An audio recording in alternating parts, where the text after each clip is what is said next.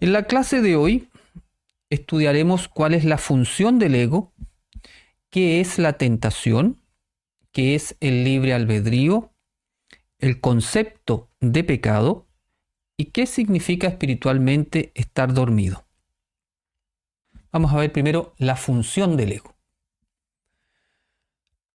Todos los seres humanos tenemos ego, aún las personas con un elevado nivel espiritual, como podemos pensar Yeshua, Moshe, el Buda, todos tenían un ego. La diferencia está en qué hacemos con el ego. Entonces, viendo un poco qué hacemos en general las personas con la influencia del ego, vamos a clasificarlos en 3 grupos de personas. En el primer grupo tenemos a las personas que son controladas por el ego y viven como un zombie, sin darse cuenta, inconsciente, sin darse cuenta de que están atrapadas en la red del ego. Podemos decir que son esclavos inconscientes del ego. Hay entonces una primera categoría. En un segundo grupo están las personas que son controladas por el ego y se dan cuenta de ello.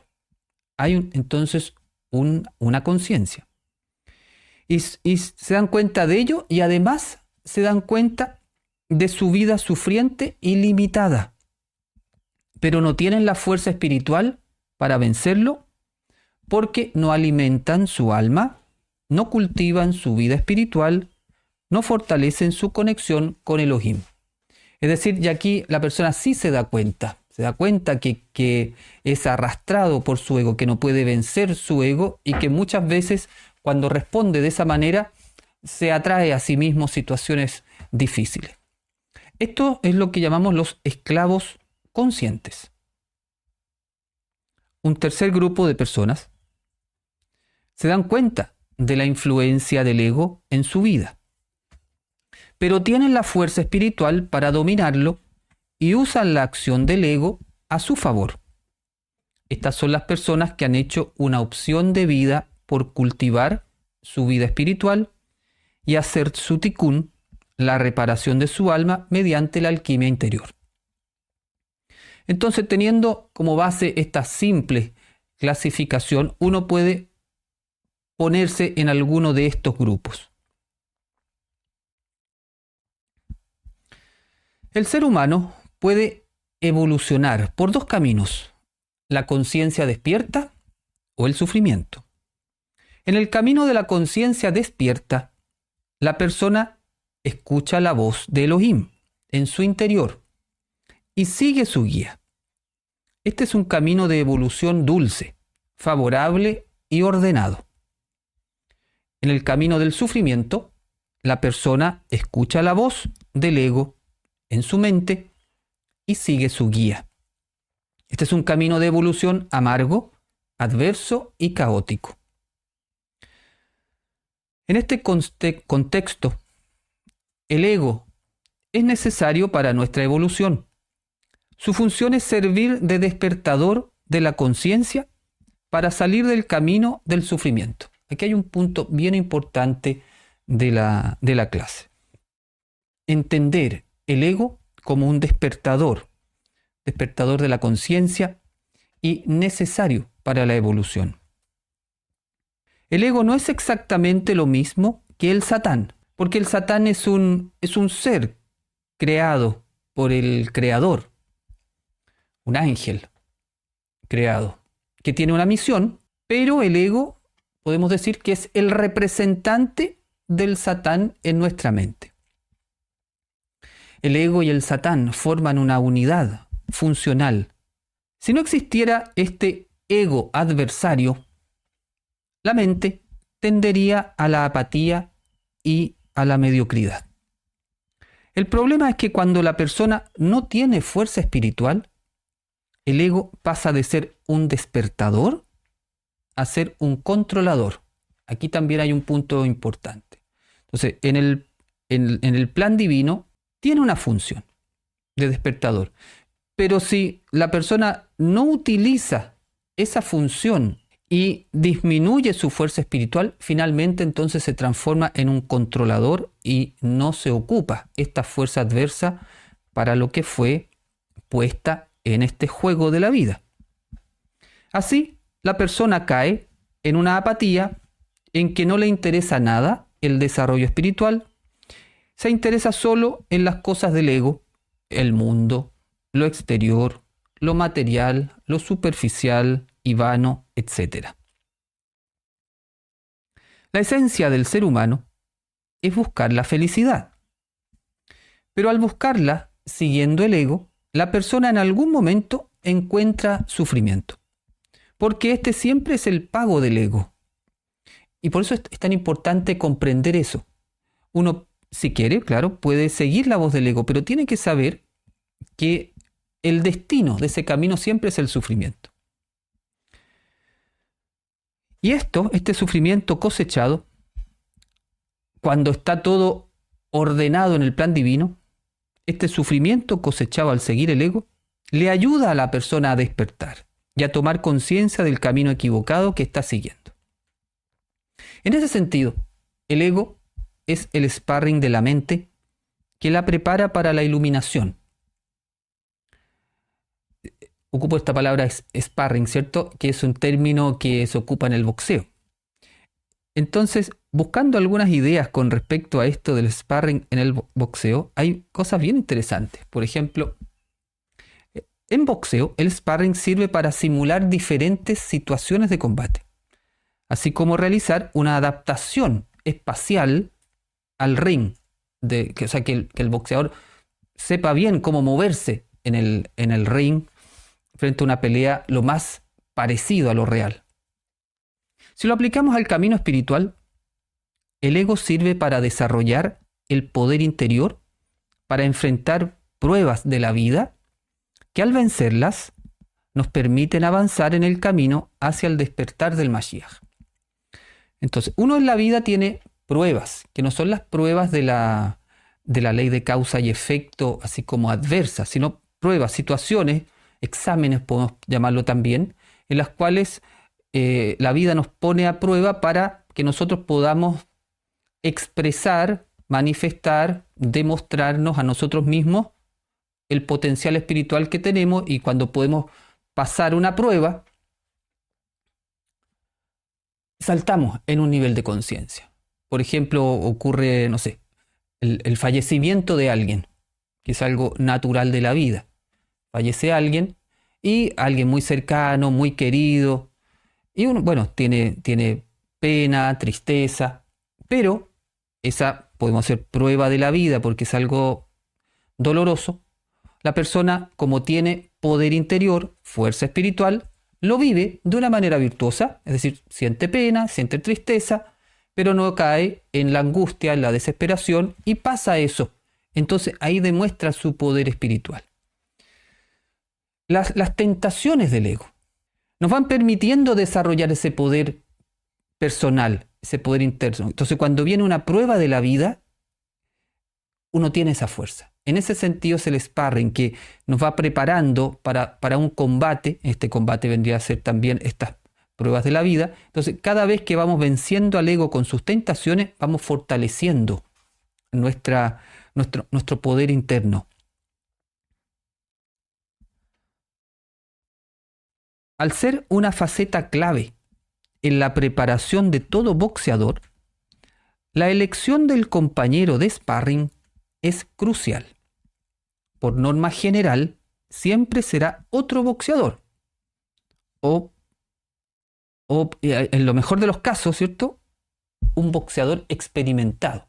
Si yo me estoy preparando para un combate por el título mundial, no voy a poner a un niño chico a combatir de sparring, o a un joven flaquito que yo le pego un puñete y se cae a la lona. No me sirve para nada eso.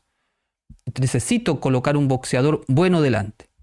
Aplicado este mismo principio al camino espiritual, que el camino espiritual es un entrenamiento de guerreros de luz, Elohim creó al mejor adversario, al Satán, al mejor sparring, muy calificado, astuto, fuerte, para darnos una dura pelea en la que podamos aprender a desarrollar todas nuestras habilidades de defensa, ataque, estrategia, etc. Mientras mejor sea el compañero de entrenamiento, mejor será tu entrenamiento. Ahí hay un principio interesante que del mundo aquí abajo, pero como es abajo es arriba, ¿cierto? Entonces este principio es muy interesante. Mientras mejor sea el compañero de entrenamiento, mejor será tu entrenamiento. Podemos decir, mientras más fuerte sea el Satán con nosotros, mejor es nuestro entrenamiento. Además, aquí esto está regulado de manera sabia, es decir, el Creador no permite que el Satán nos tiente con algo superior a nosotros. Puede parecernos a lo mejor que es muy duro y que no lo podemos pasar, pero tenemos que tener la certeza de que lo podemos pasar, porque si no, Elohim no hubiese permitido al sparring ponerse por encima de nuestro nivel, porque no sería una ayuda en ese sentido. Nos pegaría un golpe y nos tiraría knockout.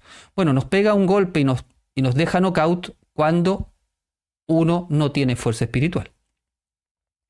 Recordemos 5 cosas muy importantes. Hace muy bien su trabajo. Es muy astuto. Nos conoce muy bien. Está siempre atento, buscando hacernos caer, y se adapta a nuestro nivel de conciencia. Eso hay que tenerlo muy, muy claro para poder estar enfocado en este combate interior. En el fondo, es una ayuda, pero depende del nivel de conciencia de la persona, cómo lo experimenta. En un nivel de conciencia bajo, la persona es controlada por el ego y se encuentra entonces con el sufrimiento y el vacío. Pero en un nivel de conciencia alto, el ego le sirve para estar alerta de cada vez que se aleja del alma. Y esta alerta lo hace acercarse al Creador. Cuando uno se da cuenta de que cayó en la insinuación del ego, lo que ha ocurrido ahí en el fondo es que nos hemos alejado de Elohim. No definitivamente, pero que nos hemos alejado. O sea, en algún momento nos desconectamos y nos fuimos un poquito hacia el lado. Y esa situación, cuando uno toma conciencia que está actuando desde el ego, ayuda a volver a la conexión. El ego Satán es el que nos tienta. Actúa fuertemente a través de la inteligencia del cuerpo, la cual está asociada al Nefesh, y tienta a la mente emocional del Ruach principalmente. La inteligencia del cuerpo es básicamente deseo de recibir solo para sí mismo. Eso es la inteligencia del cuerpo. Por eso es fácilmente controlado por el ego, el cual resuena en la misma frecuencia. La tentación es una insinuación del ego a la mente. Es una idea contraria a la voluntad divina y a las leyes de Elohim. Es una insinuación a la mente. Es una idea seductora, lógica, políticamente correcta y fácil de aceptar por la mente racional. También es muy importante estas características, porque el ego no va a tentar con una cosa absurda. La tentación del ego es muy lógica, es muy inteligente, es muy fácil comprarla de inmediato. Cuando se está muy controlado por el ego, en un área de la conciencia, la respuesta egoica a una situación es casi automática. Se reacciona inmediatamente desde el ego, con una emoción negativa. Por ejemplo, la rabia. Entonces, cuando uno está muy controlado en ese aspecto de su conciencia, pasa alguna situación y sin mediar algún análisis, uno responde inmediatamente y se enrabia. No analiza nada, es una respuesta inmediata. De tanto responder de la misma forma, a un mismo estímulo, la reacción es automática como un reflejo condicionado o un reflejo medular que nos sube al cerebro. De tanto repetir la misma reacción rabiosa, por ejemplo, ante un estímulo, finalmente lo que ocurre, que se hace automático, no sube al cerebro, es decir, el Ruach reacciona desde el ego sin pasar por la Neshama.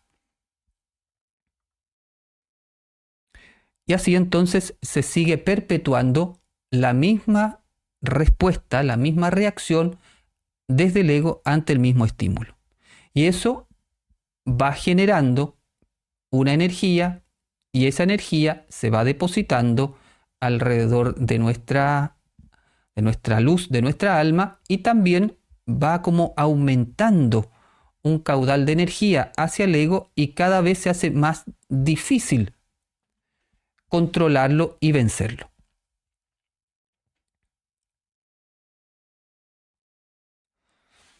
En relación al libre albedrío, Elohim ha equipado muy bien al adversario para que haga eficientemente su trabajo. Pero a nosotros nos ha dado también una gran arma para contrarrestar su ataque. Este es el libre albedrío. Nosotros no somos un títere del adversario, todo lo contrario. Nosotros podemos elegir si le hacemos caso a su tentación y generar pensamientos negativos a partir de su sugerencia, o si decidimos no prestar oídos a ella y elegimos pensar y hacer otra cosa en sintonía con la voluntad divina. Nosotros podemos elegir eso, tenemos esa libertad. La libertad de elegir qué hacer en cada caso es el gran regalo que nos ha dado el Creador. Pero es cierto que esa libertad es una espada de doble filo. ¿De qué depende que elijamos por Elohim o por el ego? Depende de nuestro nivel de conciencia y del fundamento en el que cimentamos nuestra vida. Si el nivel de conciencia es bajo, si está en el recibir solo para sí mismo y resuena con el discurso de la masa, del consciente colectivo, entonces se está fundamentando en el mundo material, de modo que la mente está controlada por el ego personal y el ego colectivo. Y le hace caso de inmediato, sin cuestionarlo. De lo contrario, si hacemos la corrección del alma y elevamos el nivel de conciencia hacia el deseo de recibir para compartir, entonces se despierta la sefirá de Da'at. Fundamentamos en el mundo espiritual, aumenta la fuerza espiritual, la mente vence al ego, podemos elegimos pensar otra cosa y no caemos en la tentación. Recordemos que estar libre del ego no significa que no existe el ego o que se elimine, se anule, sino que está anulado en el sentido de que está disminuido por la fuerza espiritual, no que sacamos el ego de la ecuación. Asociado a la tentación y al libre albedrío está el concepto de pecado. ¿Qué es el pecado? La respuesta la da con toda claridad Yohanan, el emisario, conocido como el apóstol Juan. En su primera carta dice: todo aquel que comete pecado infringe también la Torá, pues el pecado es infracción de la Torá. Pecar, pecado, pecador, son palabras que están muy teñidas del ámbito religioso y se han usado mucho en un contexto condenatorio y de un Dios castigador y vengativo. Actualmente muchas personas le tienen rechazo a la religión y a sus términos asociados. Por eso, en vez de pecado, hablaremos de transgresión. Vimos que la tentación es la seducción que hace el ego a la mente. Todo el mundo es tentado. Todo el mundo, hasta las personas más santas que nos podamos imaginar, todo el mundo es tentado. Pero no todas las personas caen en la tentación. Entonces aquí es bien importante esta idea. Todos somos tentados, pero no todos caen en la tentación. En términos bíblicos, caer en la tentación es hacer lo que el ego sugiere. La transgresión es decirle que sí a la tentación del ego Satán y pensar, hablar o actuar siguiendo sus indicaciones, en contra de la voluntad de Elohim y de sus leyes universales. Eso es la transgresión, decirle que sí, no la tentación en sí misma. Dicho de otra manera, la transgresión es actuar en contra de la sabiduría que está en la instrucción divina, consecuencia de la libre elección que tenemos. Podemos nosotros ir contra la sabiduría divina. Si decidimos hacerlo, eso es una transgresión. Ser tentado no es un pecado entonces, no es una transgresión en sí misma, es una ley natural de la encarnación. Es parte del plan divino, parte de las reglas del juego de la encarnación del alma para su evolución. Aquí entonces también hay una idea central. Ser tentado es parte de este proceso de tikkun que estamos haciendo, de proceso de evolución. Tiene un sentido en ese aspecto la tentación. De modo que no podemos impedir ser tentados, pero sí podemos elegir no actuar en contra de la sabiduría divina. Es decir, libremente podemos decidir no hacer caso a la tentación del ego adversario y hacer caso a lo que nuestra alma nos indica. Ahí también hay una clave y un desafío. Dado que vamos a seguir siendo tentados de aquí hasta el final de nuestros días, entonces hoy podemos nosotros decidir no volver a caer en esa tentación. ¿Cómo y por qué? Porque tenemos el libre albedrío. El problema es que se nos ha hecho creer que todas las personas somos esencialmente pecadores, porque se ha confundido el pecado con la tentación. Pero eso no es así para la Cábala nazarena. En esta sabiduría se enseña que somos esencialmente imagen y semejanza divina, luz de la luz del Creador. Y estamos en un proceso de corrección del alma para desarrollar todo nuestro potencial. Como Yeshua lo enseñó, sean perfectos, como su Padre que está en los cielos es perfecto. Esa es nuestra enseñanza, uno de los puntos claves de nuestra enseñanza. Estamos en este mundo no completados, nos falta terminarnos, y cuando logremos completarnos, alcanzar el máximo desarrollo de nuestro ser, habremos llegado a la perfección que para nuestra tradición es Mashiach. Y para ir hacia allá tenemos a Yeshua como nuestro modelo. Dado nuestro libre albedrío, podemos ser un hacedor de la voluntad divina o un transgresor de las leyes universales. Un camino nos lleva a la vida y al despertar del Mesías interior, y el otro camino nos lleva a la muerte y a la transformación en lo que el libro de Revelaciones le llama la bestia. Entonces, dentro nuestro vive la bestia y el Mashiach. ¿Qué camino elegimos? Nos va a conducir a uno u otra conciencia. Por lo tanto, no todos los seres humanos son transgresores o pecadores, solo aquellos que eligen serlo. Cada uno elige. Y nosotros queremos elegir no ser transgresores. Queremos ser hacedores de la voluntad divina.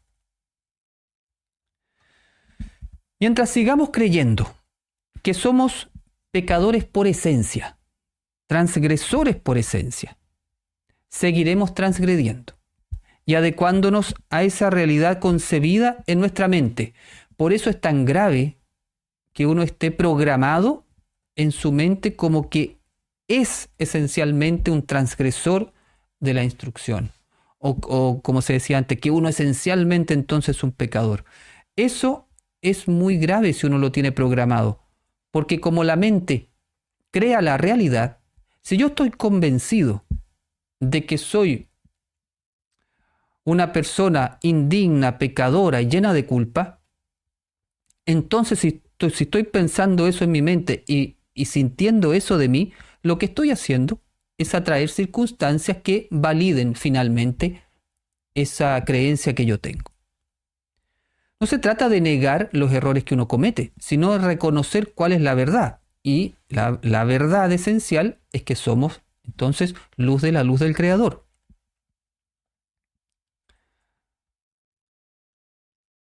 Pero cuando nos damos cuenta de que toda la perfección del Creador está dentro de nosotros y que nos habla permanentemente para guiarnos, despertaremos a la realidad de que solo transgredimos la voluntad de Elohim porque nos hemos identificado con el ego.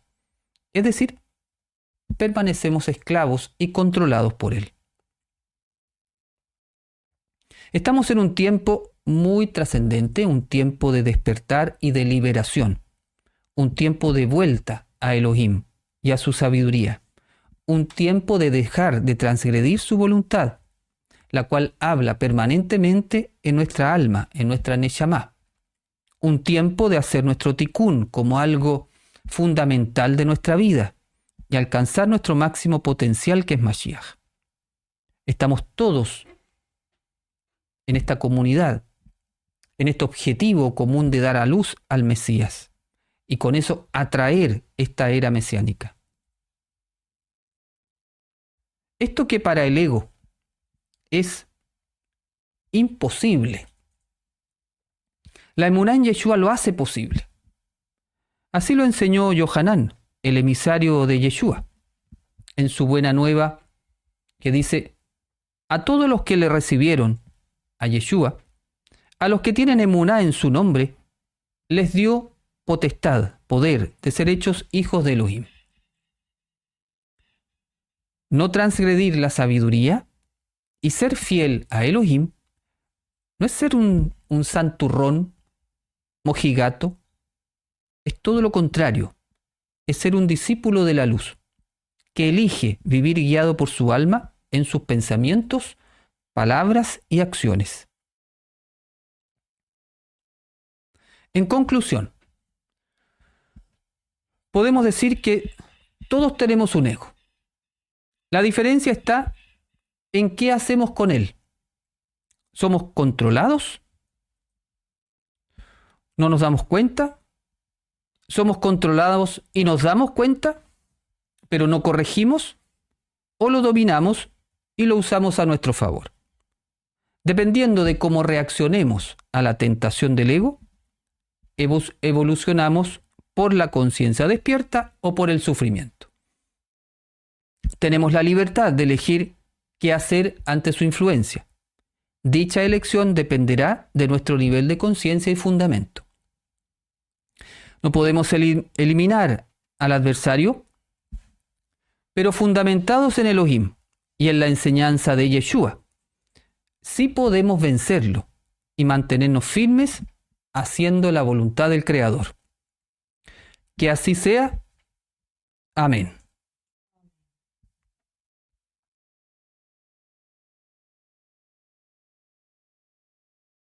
Entonces la pregunta era: ¿cómo es una vida eterna en este mundo? Yo entiendo que nuestra alma es eterna, pero el cuerpo físico que la transporta es finito.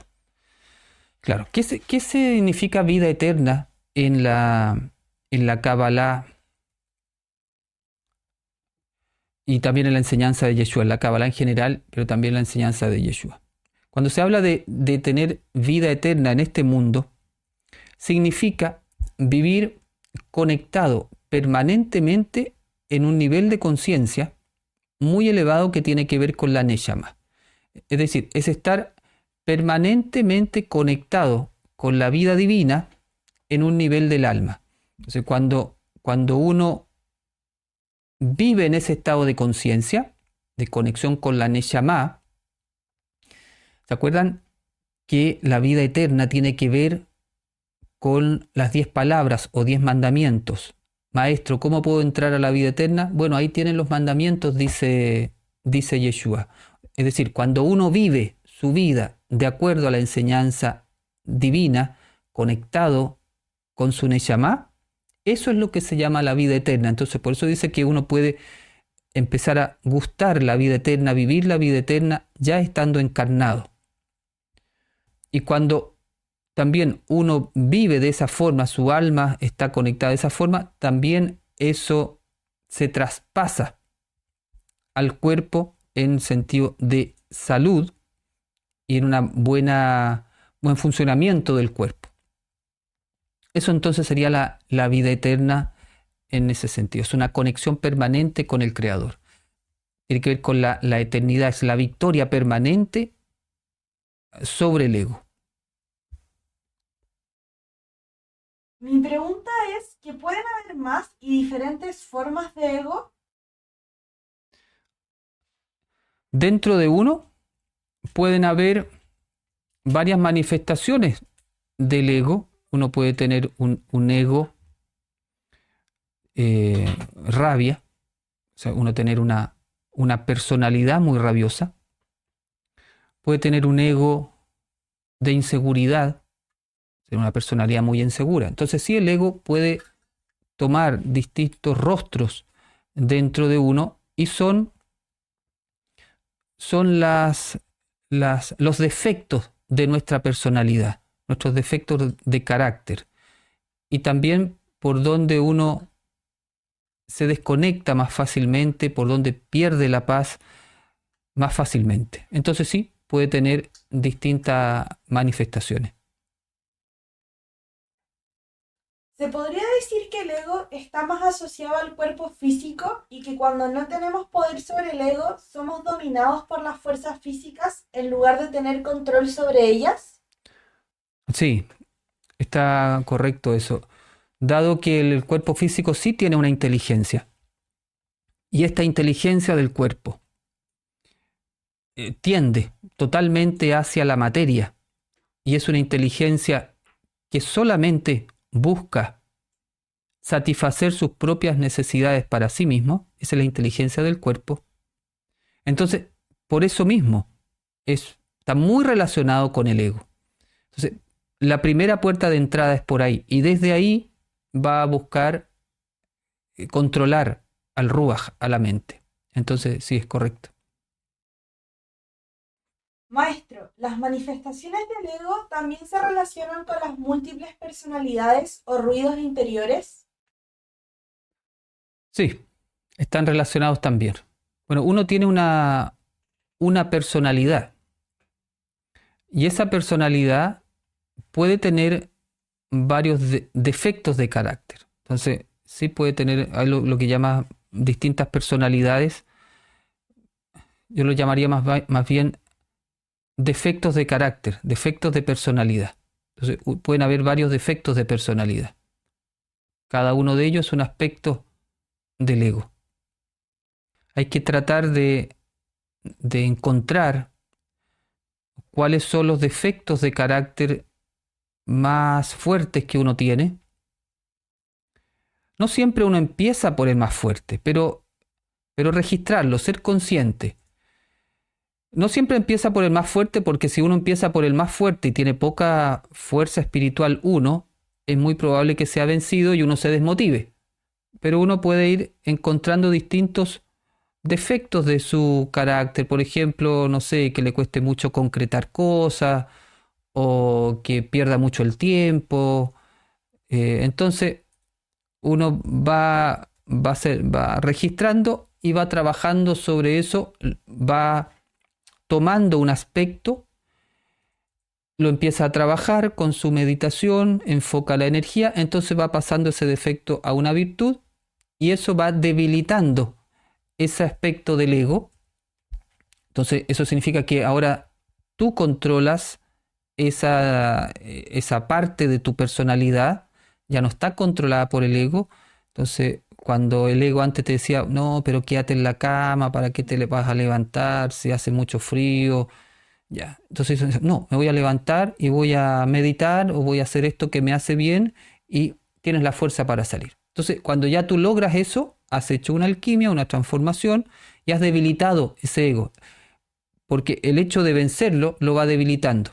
Y así después uno va viendo por distintos aspectos de su personalidad, hasta que finalmente, si uno ya se dedica a esto, cada vez van quedando menos defectos en la personalidad hasta que finalmente una persona puede corregir todos sus defectos, ha hecho su tikkun y ya puede alcanzar niveles superiores de evolución.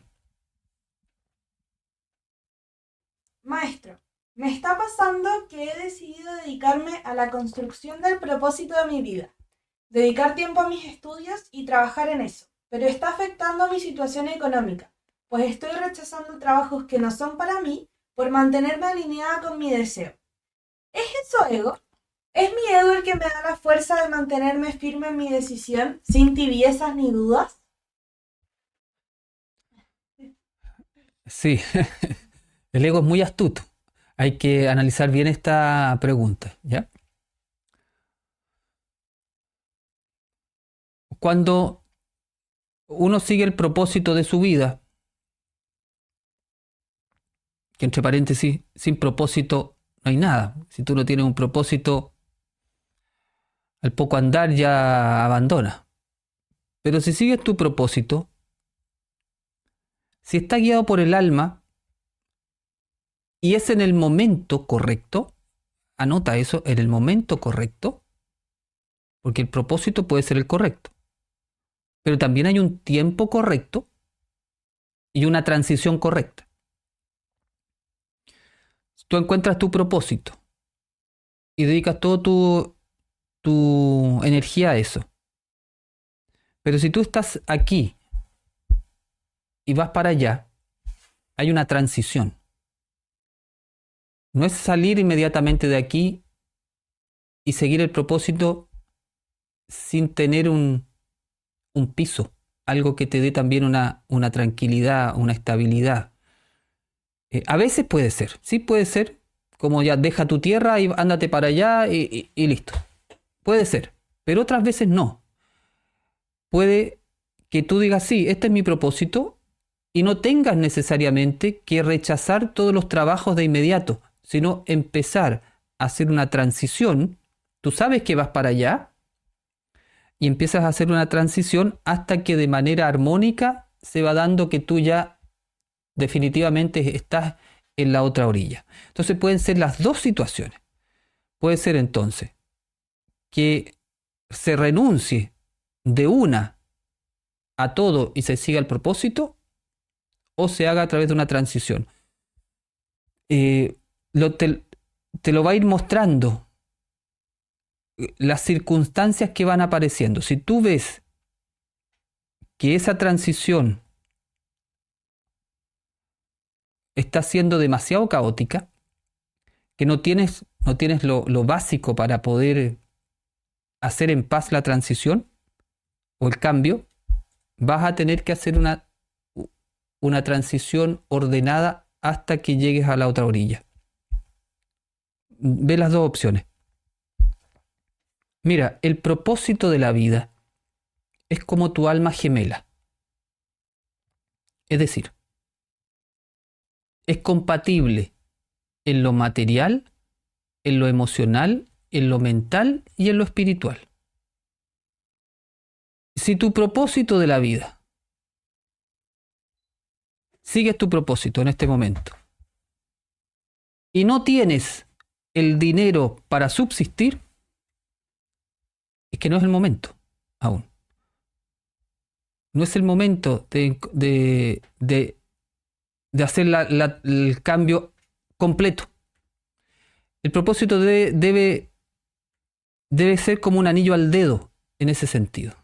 Debe vivirse en total armonía. Claro, la transición tiene esa característica, es por definición un movimiento un poco caótico. Pero ¿dónde está la trampa del ego? Muchas veces la trampa del ego está en que la persona toma conciencia del propósito y cree que ese es el momento de abandonarlo todo en función del propósito. Y ahí puede haber una trampa. ¿Y qué pasa ahí?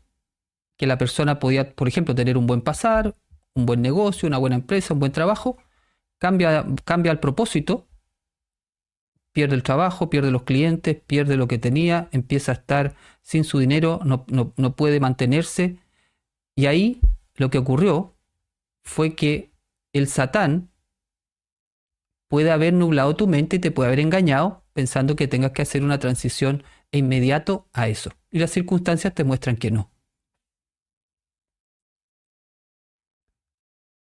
Maestro, ¿por qué si en Kabbalah podemos decir que ego y Satán son lo mismo? ¿Por qué los mencionamos como dos cosas diferentes? No me queda clara la diferencia si es que la hay.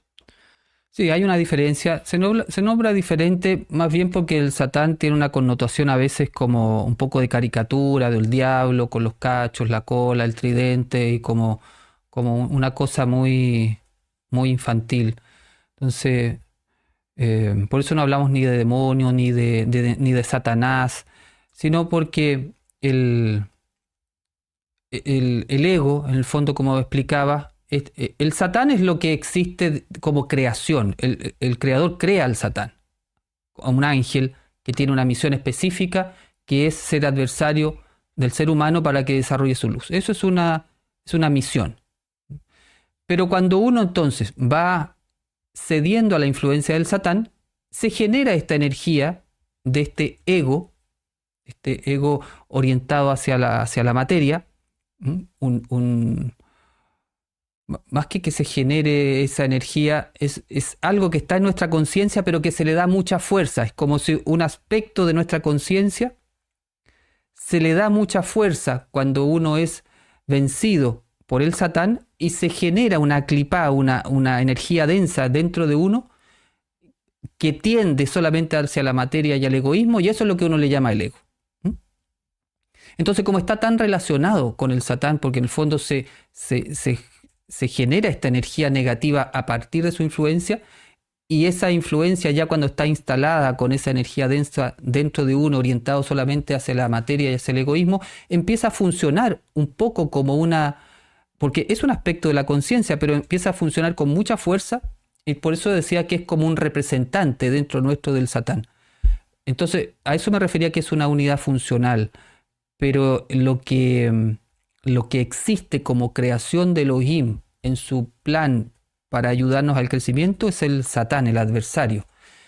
Por eso nosotros podemos con nuestro trabajo personal sacarle todas esas energías densas que cubren ese aspecto de nuestra conciencia, y este ego que hemos ido formando desde el egoísmo, si tú le sacas esa energía negativa, es lo que se llama entonces que se anula.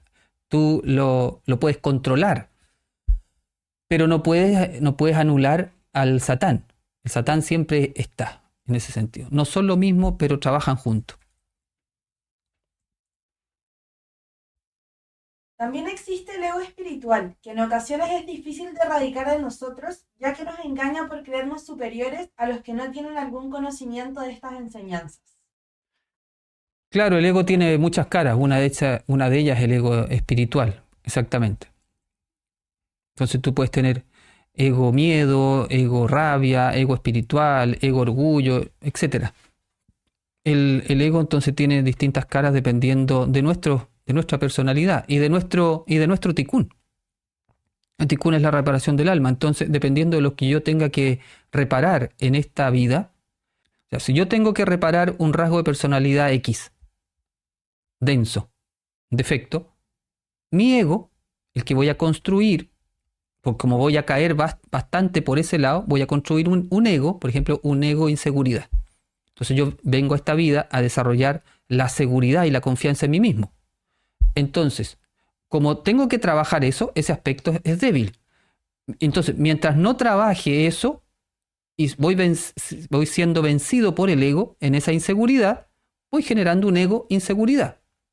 Entonces, en algún momento, cuando yo quiero hacer mi trabajo espiritual, me doy cuenta que esto que tengo que trabajar para mi vida es transformar la inseguridad en confianza en mí mismo. Y ahí empieza todo el debilitamiento del ego inseguridad a partir de las herramientas del estudio, la meditación, la acción.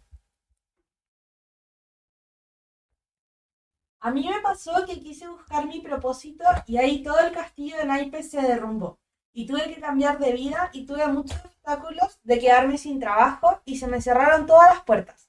Solo una quedó abierta y como no tenía opción, tuve que seguir por esa única puerta. Ahora sé que ese era el camino y ahí voy. Bueno, el propósito de la vida, en alguna clase también lo vamos a tocar. El propósito de la vida es algo que puede tardarse uno en encontrarlo.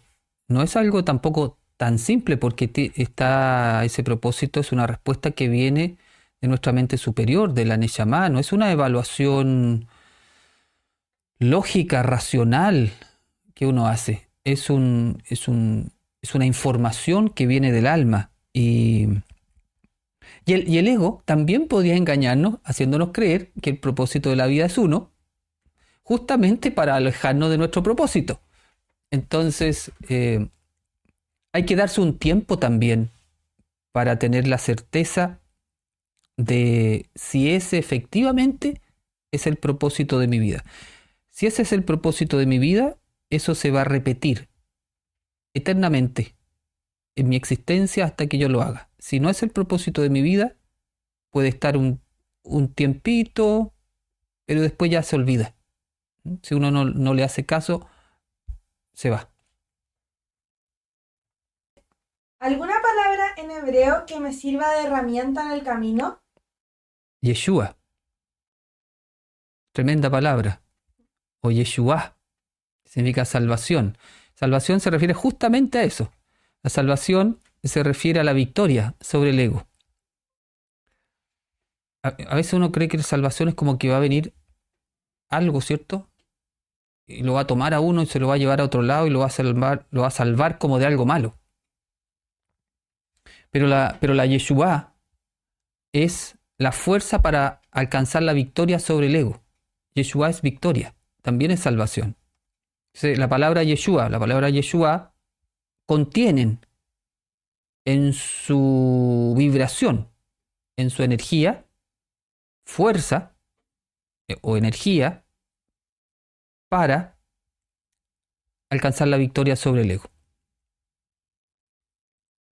Por eso el nombre Yeshua es un nombre que está sobre todo nombre, porque el nombre Yeshua, como clave de letras hebreas, tiene la energía para alcanzar la victoria sobre el ego. Entonces, saquémosle o dimensionemos lo que eso significa. El nombre Yeshua tiene la energía para alcanzar la victoria sobre el ego. Velo como un remedio, ¿cierto? Un remedio, un antiinflamatorio que tiene el poder de desinflamar algo. Bueno, el nombre Yeshua tiene un poder que es el poder de que tu ruaj, tu mente emocional, tenga la fuerza para vencer al Satán. Eso es la salvación. Si uno encarna esa energía, tiene esa fuerza espiritual, vence al Satán. Y entonces estás en un estado de salvación.